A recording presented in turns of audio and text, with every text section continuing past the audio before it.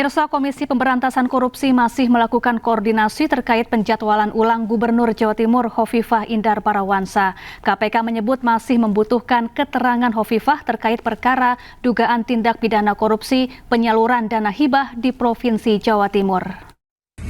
Kami sedang koordinasikan untuk jadwalnya sehingga nanti dapat dilakukan pemeriksaan oleh penyidik kepada yang bersangkutan. Tentu kami berharap jadwalnya bisa klop ya, sehingga kita bisa meminta informasi dan keterangan dari saksi dimaksud, karena tentu informasi dan keterangan dari setiap saksi sangat dibutuhkan khususnya dalam perkara ini terkait dengan dugaan tindak pidana korupsi penyaluran dana hibah di Provinsi Jawa Timur. Ya, Gubernur Jawa Timur Hovifah Indar Parawansa mengaku siap diperiksa KPK terkait kasus dana hibah APBD Jawa Timur. Ia akan mengikuti jadwal pemeriksaan sesuai prosedur.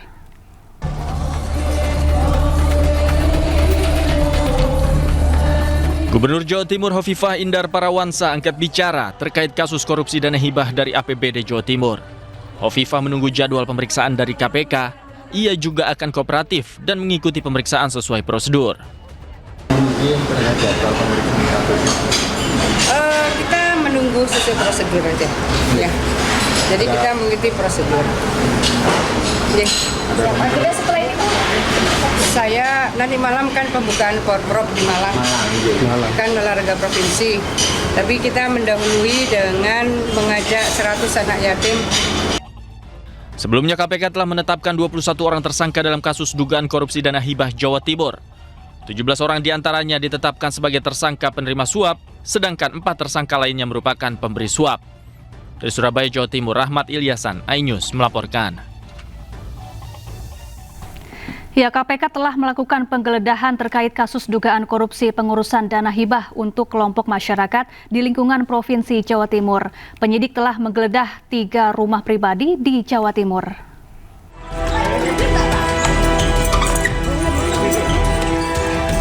Penyidik telah menyita sejumlah barang bukti berupa dokumen diduga terkait perkara dana hibah APBD Jawa Timur. Namun tidak spesifik disampaikan barang bukti elektronik dan dokumen tersebut disita dari mana.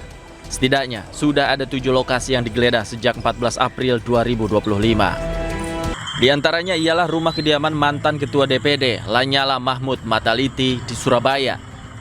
Penggeledahan berlangsung selama 2 jam, sekitar pukul 10 pagi hingga pukul 12 siang.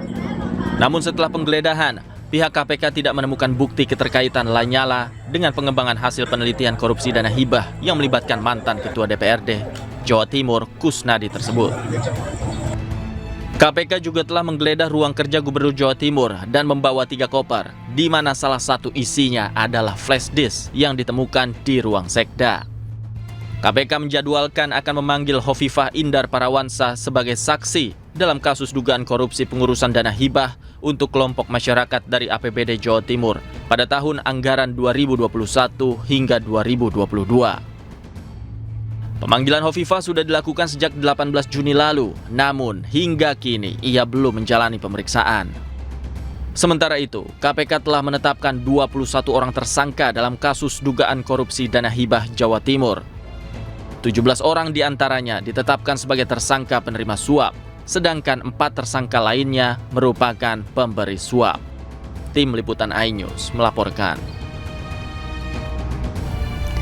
Ya, baru saja bebas menjalani hukuman kasus suap dan gratifikasi, mantan Sekretaris Mahkamah Agung Nur Hadi Abdurrahman kembali ditangkap KPK. Penangkapan kali ini diduga untuk kasus dugaan tindak pidana pencucian uang.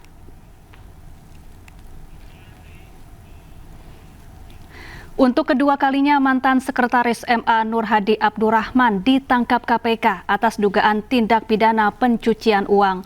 Nur Hadi ditangkap tim penyidik KPK di Lapas Sukamiskin Bandung Minggu dini hari.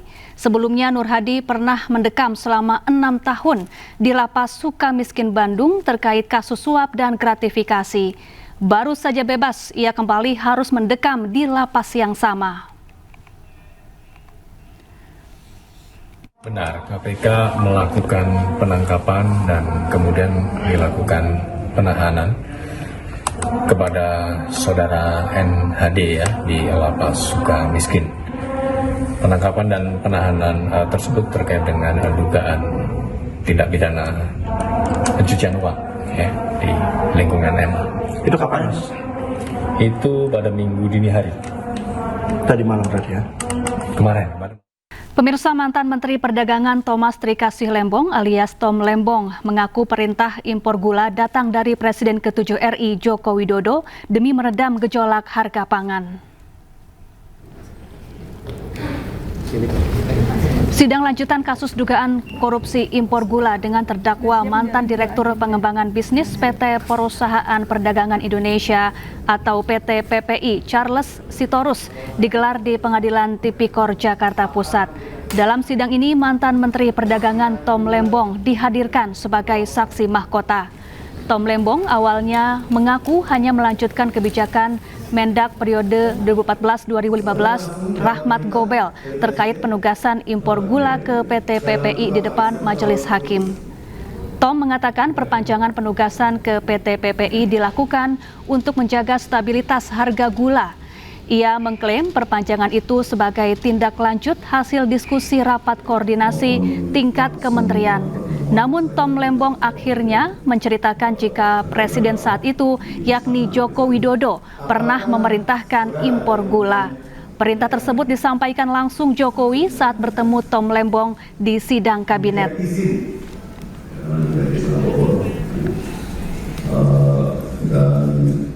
Saudara langsung mendapat perintah dari Presiden? Iya. Dalam bentuk apa? Lisan atau tertulis? Dalam sidang kabinet. Sidang kabinet. Maupun langsung dalam pertemuan saya dengan Bapak Presiden secara bilateral di istana biasanya. Berkaitan juga di Istana Bogor. Dan juga melalui atasan langsung saya yaitu Menko Perekonomian. Presiden itu di Menko ya. Inti dari perintah tersebut yang bisa saudara paham apa? Kami harus mengambil semua tindakan yang tentunya sesuai peraturan dan kewenangan yang berlaku yang dapat diambil untuk meredam gejolak harga pangan, karena dalam kata-kata Bapak Presiden, gejolak harga pangan ini meresahkan masyarakat. Ya pemirsa, hari ini Thomas Lembong menjalani sidang dan diperiksa sebagai terdakwa dalam kasus dugaan korupsi impor gula di Pengadilan Tipikor Jakarta. Ya, untuk mengetahui seperti apa jalannya sidang, kita sudah bergabung dengan rekan Yasmin Atania. Selamat siang Yasmin. Ya Yasmin, bagaimana jalannya sidang Tom Lembong hingga saat ini?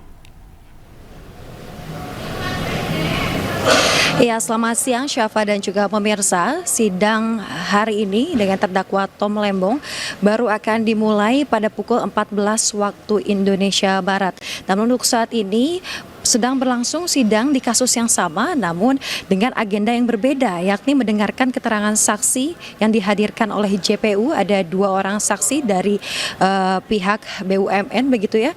Maksud kami dari Kementerian Perdagangan, untuk 5 orang terdakwa dari pihak swasta. Kemudian juga sebelumnya majelis hakim menjadwalkan terkait dengan sidang Tom Lembong digelar kemarin, Senin kemarin. Namun sejak Senin pagi Tom Lembong sudah menghadiri sidang namun dengan kapasitasnya sebagai saksi untuk terdakwa lain, yakni adalah Charles Sitorus, merupakan ex-direktur pengembangan bisnis PT PPI. Kemudian dengan alasan fisik seharian telah menjalani persidangan sehingga majelis hakim mengumumkan untuk persidangan Tom Lembong digelar pada hari ini pada pukul 2 siang nanti. Ada beberapa hal yang dikemukakan oleh Tom Lembong di hari kemarin, khususnya terkait dengan pernyataan ini membantah. Tom Lembong membantah pernah memberikan izin kepada PT PPI untuk melakukan impor gula. Menurutnya, ia mengakui telah menerbitkan surat terkait dengan penugasan kepada PT PPI, namun hal tersebut merupakan tindak lanjut dari Menteri Perdagangan sebelumnya yang menjabat. Kemudian juga Tom menyampaikan telah adanya koordinasi dengan pihak BUMN